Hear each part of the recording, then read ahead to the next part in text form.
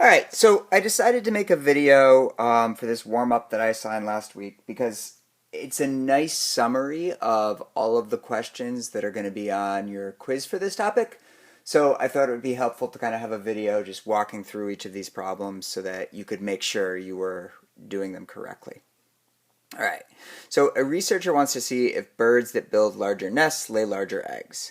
She selects two random samples of nests, one of small nests, the other of large nests. She weighs one egg from each nest. The data are summarized below. So find a 95% confidence interval for the difference between the average mass of eggs in the small and large nests. Write a sentence explaining this interval in context. All right, so for all of the questions in this unit, you're either using like two sample t-test, two sample t-interval, two prop z-test, or two prop z-interval. So the first step in these questions is just kind of figuring out which one you have to use. All right, so there are no proportions here. All right, they're giving us means and standard deviations. So that tells us that we're using the two sample t choices. And then because this one's asking for a confidence interval instead of a hypothesis test, we're going to use the two sample t interval. All right, so again, in the stat menu, in the test menu, we have to go down to the intervals because this is a confidence interval question. Now, the one thing that you want to make sure you never use is two sample z interval. All right, we never use z interval, we never use two sample z interval, and then if we're going up top here, we never use two sample z test, and we never use the regular z test. So you should never be picking those choices. All right, but if we go down here to two sample t interval, which is right there, all right, you have a choice of either using the data in L1 and L2 or just typing in the stats directly. Since we don't have any data, we're going to just type in the stats directly. So we've got 37.2, we've got 35.6, our n is 60, so that would go in there. For our second one, we've got 35.6, we've got 6.24, we have an n of 159. All right, our confidence level came from the problem. That's a 95% confidence interval. And then we always choose no for pooled. All right, so there's never a situation where you're going to be picking yes. You're always just going to want to pick no there.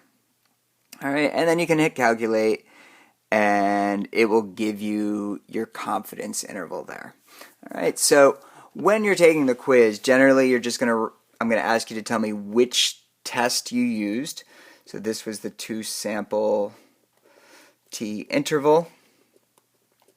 All right. I'm going to ask you to put down what you put in the calculator. So for this one, x bar 1 was 37.2.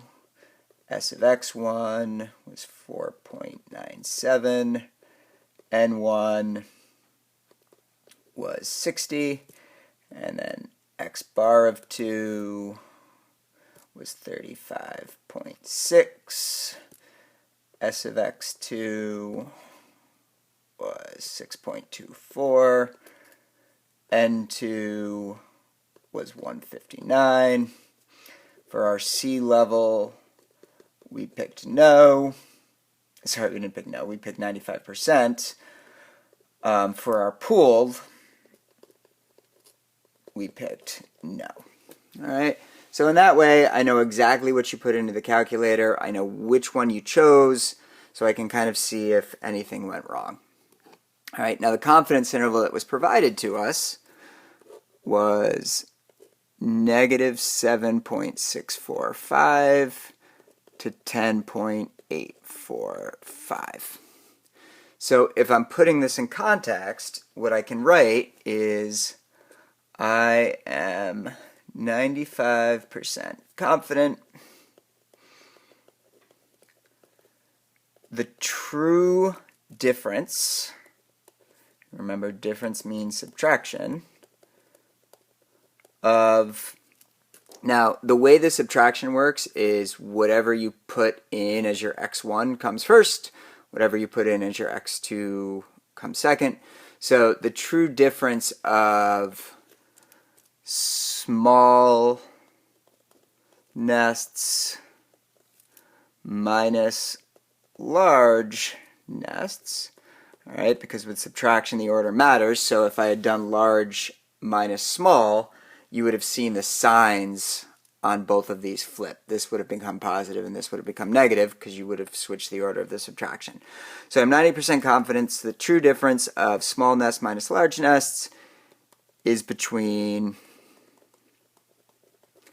negative 7.645 and 10.845. All right, so a negative part of your interval there would just suggest that the large mean was larger than the small mean. A positive difference, because again means you're doing subtraction here, would mean that the small mean actually ended up being larger than the large mean. Okay? So again, that's how you'd go through one of those problems. All right, let's take a look at number 2 here. An ecologist studying difference in populations of a certain species of lizards on 2 different islands collects the lizards in live traps, weighs them, and then releases them again. He marks them so he won't weigh the same lizard twice. During one study period, he collects the following data. All weights are in grams. So again, we've got another data table there. Find a 95% confidence interval for the true difference in means.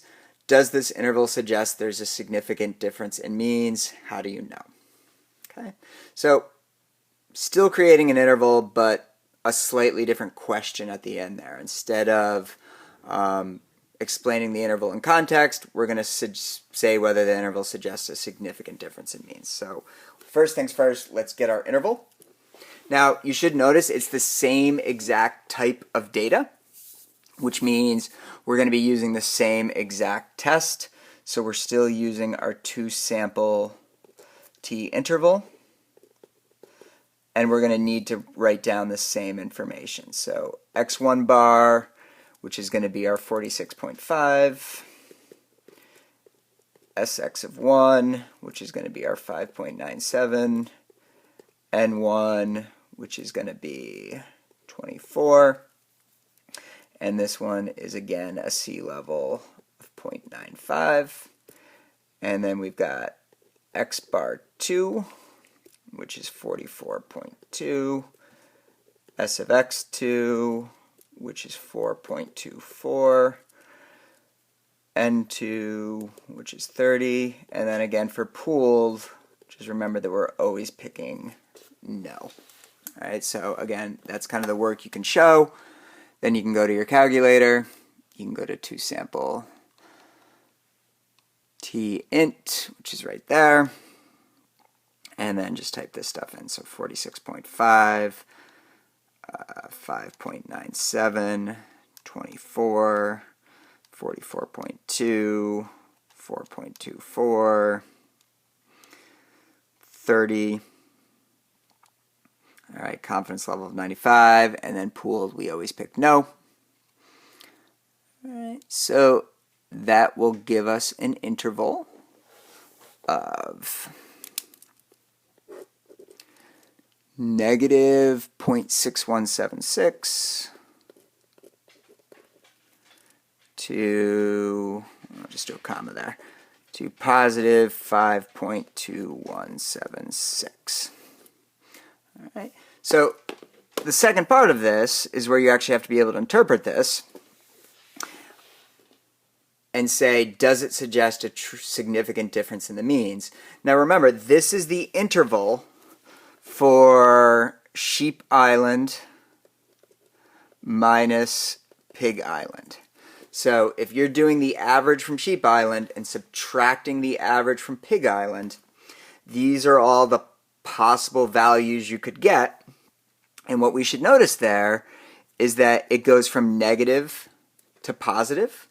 And if it goes to negative from positive, one of the possible values when subtracting these two data sets is 0. All right, 0 is inside of this interval.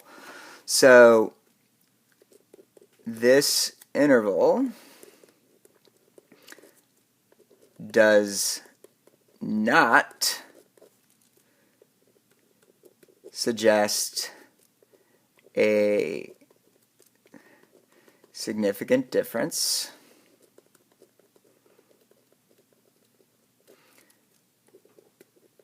because it contains 0, which implies no difference. All right, remember your null hypothesis is always the hypothesis of no difference. All right? No difference means that when you subtract these two things, you get a result of 0 because they're equal. So if 0 is part of your interval, then we can't say the difference is significant. All right? So again, both confidence interval questions, but slightly different things that can be asked. All right, 3. The following are percents of fat found in 5 samples of each of 2 brands of ice cream. Conduct a hypothesis test to see if there's a significant difference in the mean fat percentage of the 2 different brands.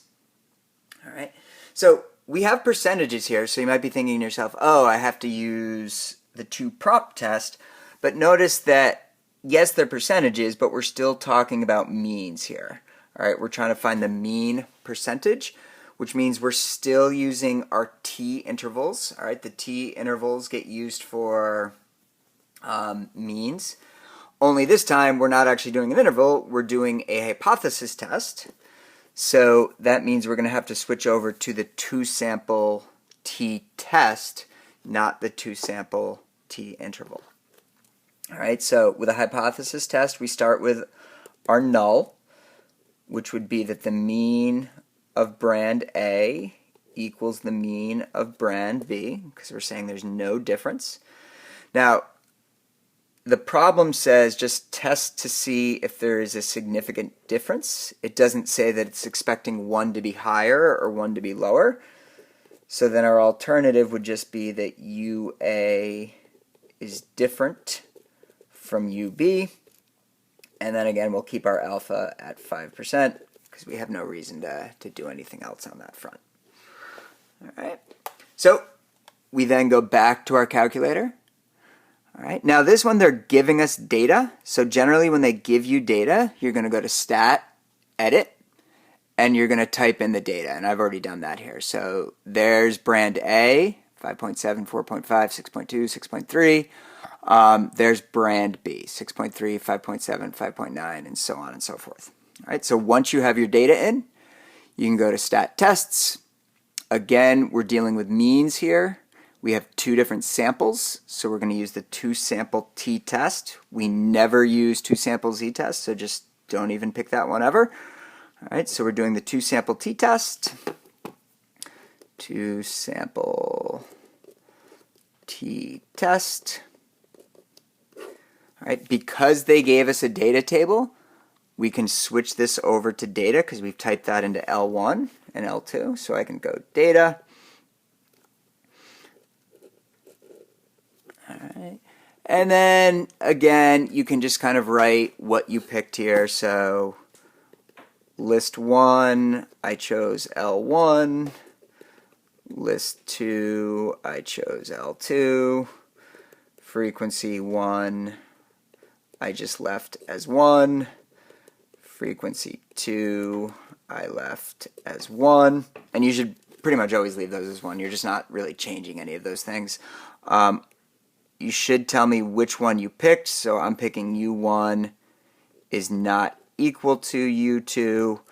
And then again, pooled is just always no. All right, so that's giving me a clear picture of what was put into the calculator.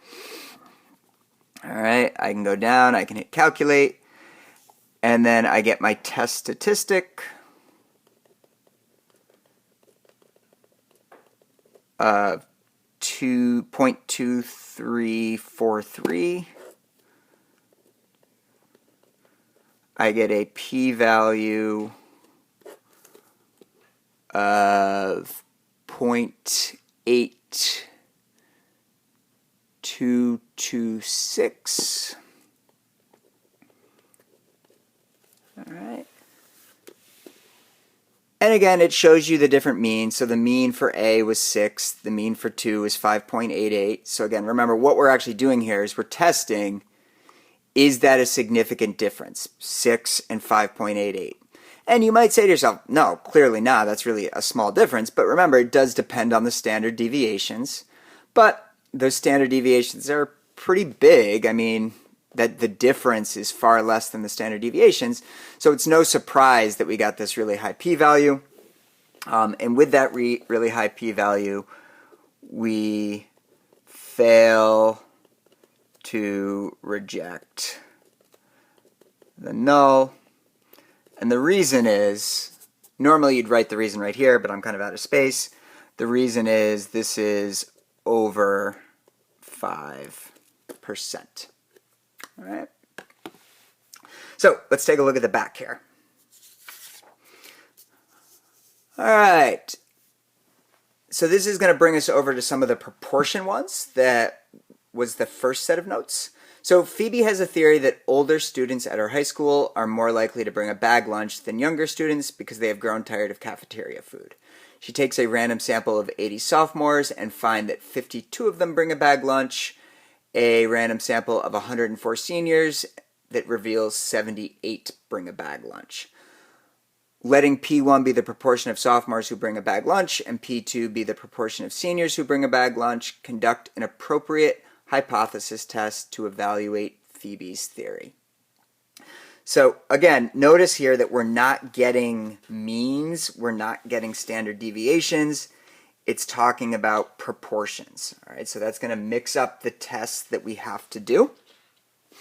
So instead of using the t-tests, we're going to switch over to the 2-prop z-test. All right, so we're going to conduct an appropriate hypothesis test. So that means we start with a null. And our null would be that the proportion for seniors equals the proportion for sophomores, so that there's no difference between the two of them. Our alternative, now, again, you have to read the problem for the alternative, but it says Phoebe has a theory that older students are more likely to bring a bag lunch. So we're going to say that P of seniors is greater than P of sophomores as our alternative. And then the alpha is going to be 0.05. Now, if you had done sophomores first and seniors second, that would have been fine. Like, this order doesn't matter. It just means that you would have then done like a less than here. You would have said that the proportion of sophomores is less than the proportion of seniors. So it doesn't matter as long as you've got your symbols kind of going in the right direction. All right. Then from there, all right, again, we go to stat tests. This one is the 2-prop z-test. All right, because we have two different samples that we're working here with, seniors and sophomores. All right, and then we have to kind of put in our information. So again, we're using the 2-prop z-test. All right, x1 I'm going to put in as the seniors. So 78 of the 104. X2 I'm going to put in as the sophomores, which is 52 out of 80.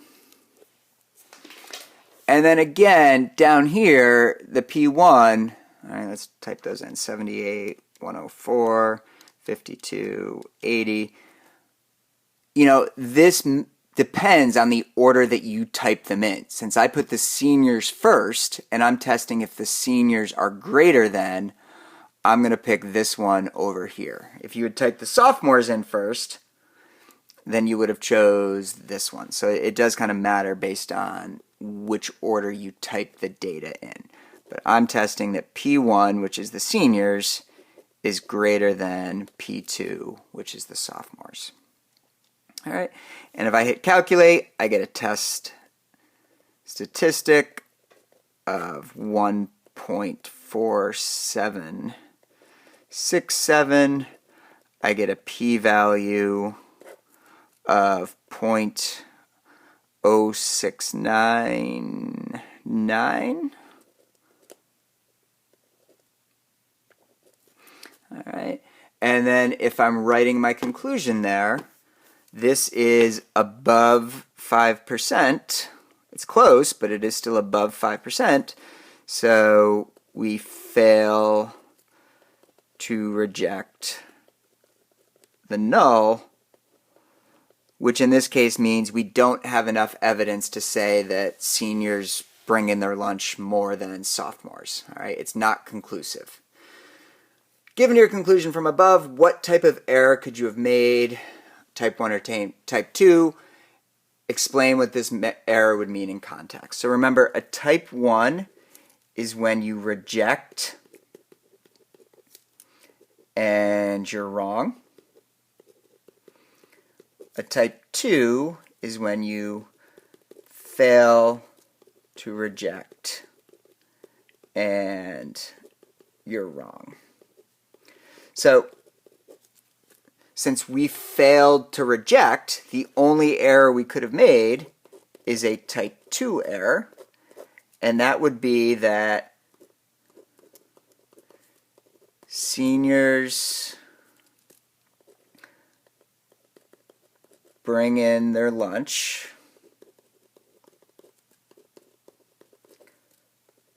more than sophomores,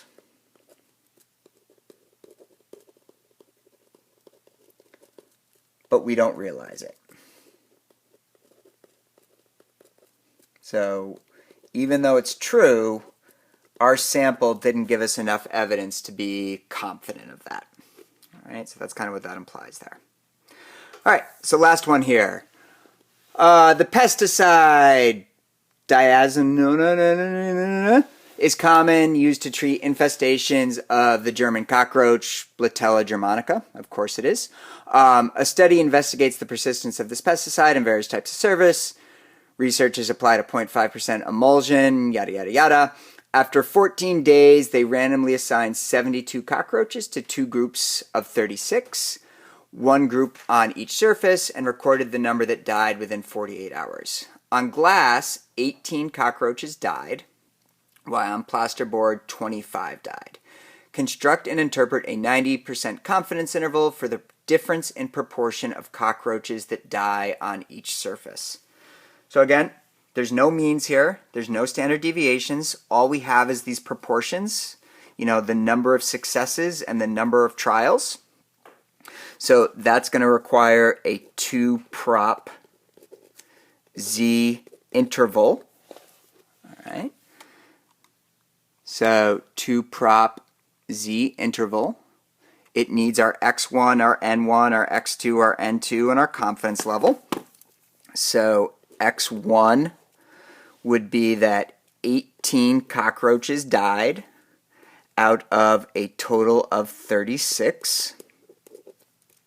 X2 would be that 25 cockroaches died out of a total of 36, because it said two groups of 36, 18, 25. And then our C level is 0.90, which is coming from the problem. All right, so we can put that information in, 18 out of 36, 25 out of 36. Our confidence level is 90%. So these are the two percentages, 50% and 0.694 repeating percent. All right, our confidence interval is negative 0.3808 to negative 0.0081. All right. Which, again, if we're going to put that in context, is we are 90% confident the true difference of glass percentage minus plaster percentage is between negative 0.3808 and negative 0.0081. All right? Remember, these aren't values for glass and plaster. They're values for the difference between those two. All right? So hopefully this was helpful. It gives you a rundown of all the different types of problems that you're going to be asked to do. So you've got sort of these examples in one place, and hopefully this helps when you're actually working through the quiz. All right. As always, if you have any questions, let me know, and best of luck.